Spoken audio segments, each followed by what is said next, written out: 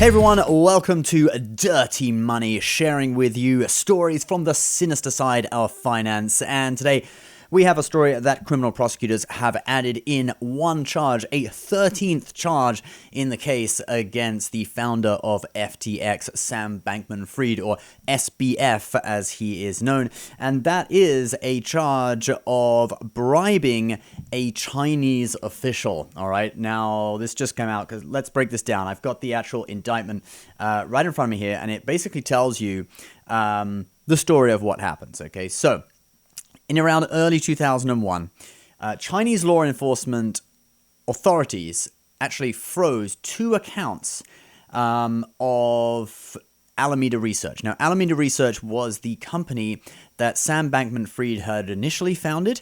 That was his sort of like private trading house where he traded Bitcoin. I think that's where they did the original trades with the retail arbitrage of Bitcoin between Japan and the US that made the money in the beginning. One day, he noticed that the price of Bitcoin in the United States was different from the price of Bitcoin in Japan. He later set up FTX as part of Alameda, and then expanded and became its own thing out of that. But basically, he was always sending FTX funds. He was often sending FTX funds to Alameda Research. Oops. Sorry. Customer funds. And this is also detailed in the lawsuit. They even had loopholes in the computer code of the FTX platform, so Alameda could just come in, take in funds, and run up huge negative balances using FTX customer funds. But anyway, so Alameda Research was kind of like the sister company that facilitated all this fraud. And Chinese regulators froze two accounts on China's two largest cryptocurrency exchanges. The money in these accounts was totaling about $1 billion in cryptocurrency, okay? Now, apparently, SBF and, FTX employees and executives could not get these accounts unfrozen. They were investigating a Alameda trading counterparty. That's the buyer or seller on the other side of the trade. So it wasn't Alameda Research itself that was being investigated, but it was this counterparty, but thus the funds were frozen, okay? And so they tried all these different methods, even fraudulent methods, such as setting up new accounts with exchanges, people who were, supposedly not connected with Alameda, but actually were, to try and get these funds back, etc.